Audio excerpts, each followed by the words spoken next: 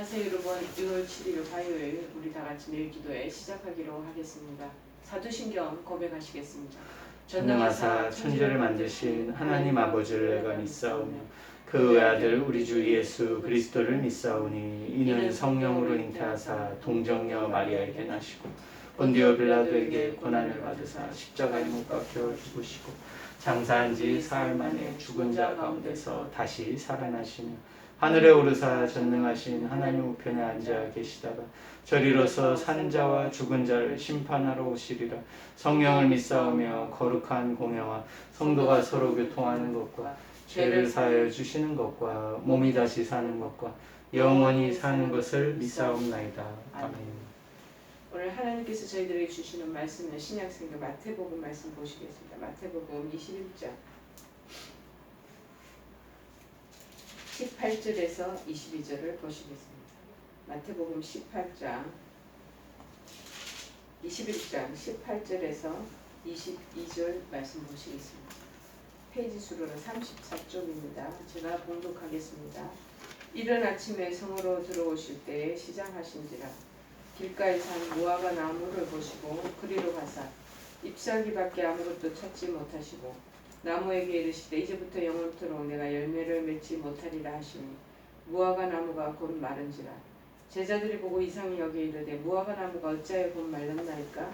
예수께서 대답하여 이르시되 내가 진실로 너희에게 이르노니 만일 너희가 믿음이 있고 의심하지 아니하면 이 무화과 나무에게 된 이런 일만 할 뿐만 아니라 이 산들어 들려 바다에 던져지라 하여도 될 것이요 너희가 기도할 때 무엇이든지 믿고 구하는 것은 다 받으리라 하시니라. 아멘. 무화과 나무가 곧 마른지라 그렇게 제목을 19절 하반절 말씀에 그 뒤를 제목으로 그렇게를 달겠습니다. 오늘 본문에 나오는 무화과 나무는 잎은 무성했는데 열매를 맺지 못했던 것입니다. 일반적으로 우리가 감나무에도 저희들 아파트 주변에 아주 좋은 감나무가 있어요. 대봉 같은 큰 좋은 감나무인데 한번 전지를 하고 나니 그 다음에는 보니까는 그 해에 이상하게 이 대봉 나무에 대봉이 감이 열리지가 않더라고요. 그래서 제가 이 나무는 끝났나 보다 하고 생각을 했는데 그 다음에 보니까 이제 나무에 그 대봉 감이 열리기 시작한 것을 봤습니다. 무화과 나무인데 잎만 무성하고 열매가 없다면 그 참 뭔가 모르게 하나가 빠진 것 같은 그런 느낌이 들지 않겠습니까? 무화과 나무로서의 사명을 다하지 못했다고 할 것입니다. 그래서 예수님께서는 나무가 시들도록 저주를 하셨다 이런 내용의 말씀입니다. 사실 이 말씀은 조금 이해하기가 힘든 부분들도 있습니다. 굳이 내버려 두시지 왜 죄 없는 무화과 나무를 저주하시는가, 저주할 필요가 있으셨느냐라는 것이죠. 이 말씀을 이해하기 위해서는 먼저 우리가 무화과 나무에 대해서 좀 알아둘 필요가 있습니다.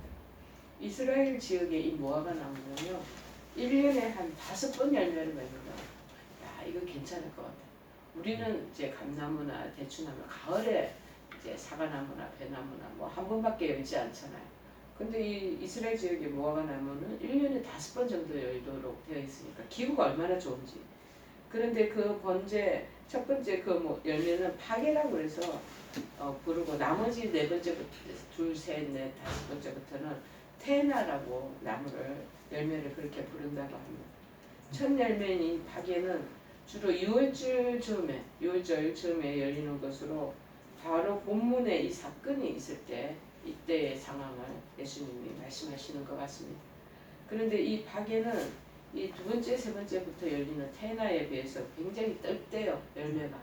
지금도 옛날에는 저희들도 남쪽 지역에 살 때 저희들 말고 옆집에 보면은 큰 무화과 나무가 있었던 것이 기억납니다. 근데 그 열매를 따보면 안에가 막 붉은기가 들어있고 먹으면 달콤하거든요. 그걸 일본말로 이찌직구라고 그렇게 얘기를 했어요. 이 무화과 열매를. 그런데 떫고 시어서 맛도 없고 영양가도 떨어지고 상품 가치가 별로 좋지 않은 그런 단점이 있는 것이라는 거죠. 그러나 이 파괴가 열렸다가 떨어져야지 그 다음 상품이 좋은 상품이 될 수 있는 테너가 열릴 수 있다는 것입니다. 그러기에 주인은 상품 가치가 비록 없더라도 맛도 없고 영양가가 떨어지는 이 파괴를 다 일일이 수고를 해서 따내야 한다는 것이죠. 굳이 그 수고를 하는 무화과 나무의 주인은 없었다는 것입니다. 왜냐하면 주로 이 파괴라는 첫 번째 나오는 열매는 가난한 사람들이 많이 먹었기 때문이라는 것입니다. 그래서 거기에 대해서 주인들은 굳이 이 부분에 대해서 아무 말도 하지 않았다는 것입니다. 자신들의 수고를 들어주는 것이 되었기 때문에 가난한 사람들이 와서 이 파괴를 따먹어도 우리가 지금 일해야 될 노동인데 저 이웃집에 사는 사람들 동네 저 비난하는 곳에 있는 사람들이 와서 올라가서 나무를 이 파괴를 따더라도 아무 소리를 안 한다는 거예요. 자기네들 할 일들의 대가를 이분들이 해주기 때문에. 그런데 우리나라는 이 파괴나 태나 모두 이제 뭉뚱그려갖고 좀 모아가라고 이렇게 번역을 하지만 오늘 본문에서 주님이 찾으셨는데 없었던 그 무화과 열매가 바로 이 파괴라는 것입니다. 그럼 이해가 좀 되시죠? 항상 모든 일이 일어날 때 그 동기를 그 주변에 우리 백그라운드를 좀 우리가 이해를 하면 훨씬 더 고개가 끄덕여집니다. 혹시 태나가 없었어도 주님이 이렇게 노하시면서 무화과를 저주하셨을까라는 마음이 듭니다. 그것은 우리가 잘 알 수가 없는 마음이죠. 예수님이 그런 마음을 품었는지 안 품었는지 우리는 잘 측정을 못하죠.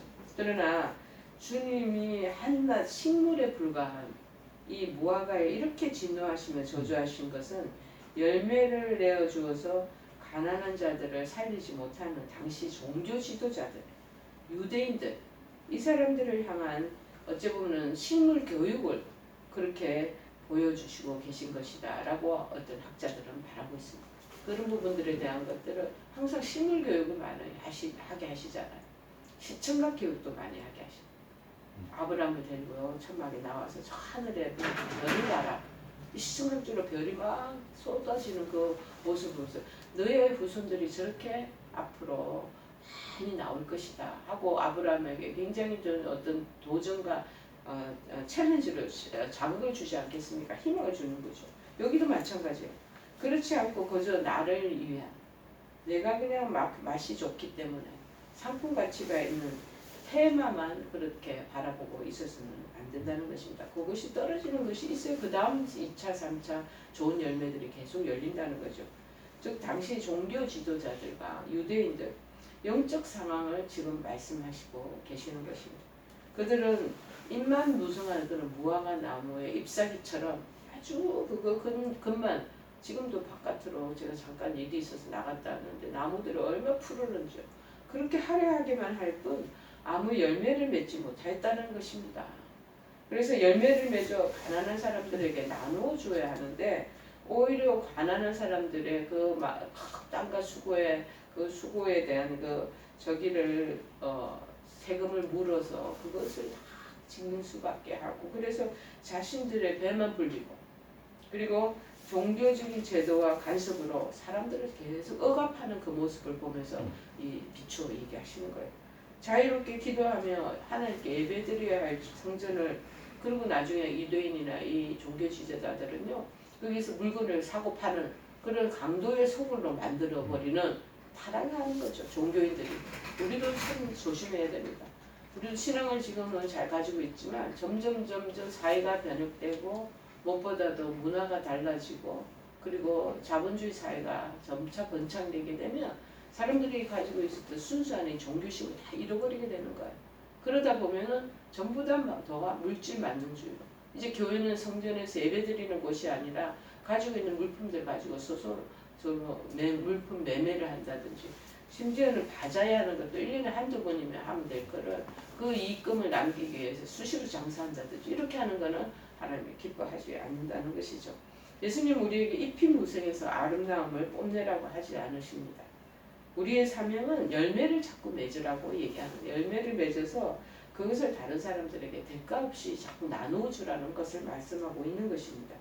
누구든지 나를 만날 만한 사람마다 배부름을 느끼고 돌아갈 수 있도록 그리고 만족감을 느낄 수 있도록 해줘야 된다는 것입니다.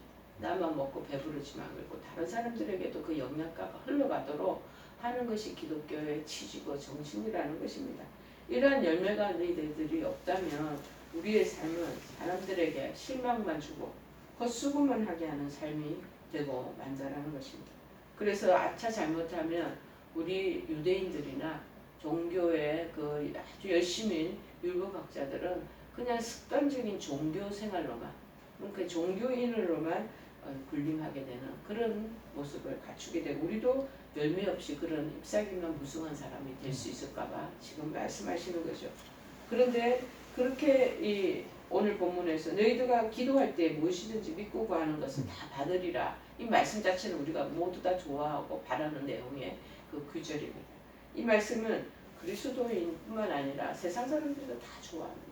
자, 그런데 대부분의 성도들은 이 말씀의 핵심을 기도하면 다 응답된다라는 고백에 딱 포커스를 주고 그것만을 계속 암송하고 기도할 때 그렇게 기도하고 사람들한테 또 그런 부분을 전하기도 합니다. 그러나 예수님이 강조하고 계신 부분은 믿고 구해야 한다는, 먼저 믿음을 강조하시는 것입니다. 여러분, 그 믿음이란 그럼 무엇일까요? 성경에서 믿음이라는 단어가 모든 걸 찾아봤더니 한 225번이나 믿음에 대한 것이 언급되고 있다고 합니다. 오죽하면 구약에서는 하박국서 2장 4절에 뭐라고 그러냐, 의인은 믿음으로 살리야 해 한번 나오고, 나머지 224에는 모두 신약 성경에 다 믿음이 나온다는 거예요.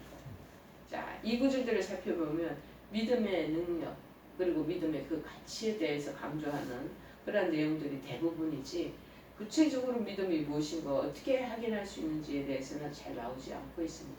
그런데 오늘 본문은 기도 응답을 받기 위한 기도의 믿음의 증거에 대해서 지금 소개하고 있는 거예요. 믿음과 무화과 나무 열매, 이거를 항상 연결시켜서 생각해 보시면 좋겠습니다. 이 예수님이 저주로 말라버린 무화과 나무, 이 부분에 대한, 무화과 나무가 말라버린 이유가 열매가 없기 때문에, 잎만 무성했기 때문에. 무화과는 주로 5월과 9월에 추수하는 철이라는. 근데 당시는 4월, 열매가 없었던 시기예요. 이 잎과 열매가 동시에 나는 나무가 무화과인데, 잎이 있었다면 반드시 열매가 달렸어야 된다는 것이죠. 그 열매가 없었기 때문에 예수님이 무화과 나무를 저주하고 계신 것입니다. 이 무화과 나무는 무엇을 상징하는 것일까? 앞의 내용에서 보면 우리가 알 수 있듯이 성전에서 돈을 받고 재물을 사서 하나님께 기도한 유대인들을 뜻한다라고 말하는 신학자들이 있습니다. 성전과 유대인들의 권위, 그것을 믿고 기도하겠는 자에게는 응답이 없다. 성전에 가기만 해서 기도가 응답됩니다. 그 다음에 유대인들이 그 율법학자로서 권위를 가지고 그들에게 그 율법적인 것을 강조하는, 그것만 믿고 기도가 응답되는 것, 그것이 아니고 예수님과 말씀을 믿고 구하는 자는 다 받게 됩니다. 예수님을 믿고, 예수님 말씀하신 그 말씀을 믿고, 마음으로 믿고 그것을 통해서 구하는 자는 다 기도의 응답을 받게 된다는 것이 오늘 말씀의 핵심인 것입니다. 자, 무화과 나무의 열매, 이것은 그러면 무엇을 의미하는 것일까? 바로 믿음의 증거를 나타내는 말입니다. 믿음의 증거가 있어야 된다. 자신만이 원하는 것을 믿는 성도들, 이거는 잎만 무성한 무화과 나무를 칭하고 있고, 열매가 함께 달린 무화과 나무는 주님이 원하는 믿음도 같이 함께 가진 성도들을 상징하는 것으로 여러분 이해하시면 되겠습니다. 그래서 다 받는 믿음이라는 것이 무엇일까? 눈으로 확인할 수 있는 방법은 있는데, 그것은 바로 예수님이 기뻐하시는 행함의 열매, 행함이 있어야 된다. 마음으로 믿고 입으로 신하고 그 다음에 손과 발로 행하는 것, 그것이 같이 동원될 때 그것이 참 믿음이다. 그리고 그것을 통해서 기도, 정말 참 믿음을 행하는 사람들에게 입에서 나오는 그 여러 가지 구해야 될 거, 간구해야 될 거 기도하면 그것이 응답을 받는다고 얘기를 하는 것이죠. 그래서 예배도, 말씀 묵상하는 것도, 기도하고 또 무엇보다 전도하는 것, 전도의 그 행위, 열매를 맺는 사람은 다 받는 믿음을 가진 사람이고, 무엇이든 기도하면 응답받게 되어 있다라고 성경에서 말하고 있습니다. 그래서 믿음은 믿고 입으로만 자꾸 그것을 우리가 되뇌는 것이 아니고 믿고 행함으로 나타나는 것이 온전한 믿음의 증거가 된다는 것을, 그것이 열매가 된다는 것을 여러분 아시고 그런 분에게 하나님은 놀라운 응답을 가져다 주시겠다고 약속하고 계십니다. 그리스도인은 이 열매 맺는 삶을 자꾸 살아나가야 되고, 그래서 이 사명을 감당하기 위한 우리가 되어야 될 줄 믿습니다. 우리 찬송가 95장 찬송하시겠습니다. 나의 기쁨 나의 소망 되시며 나의 생명이 되신 주 밤낮 불러서 찬송을 드려도 늘 아신 마음 뿐일세.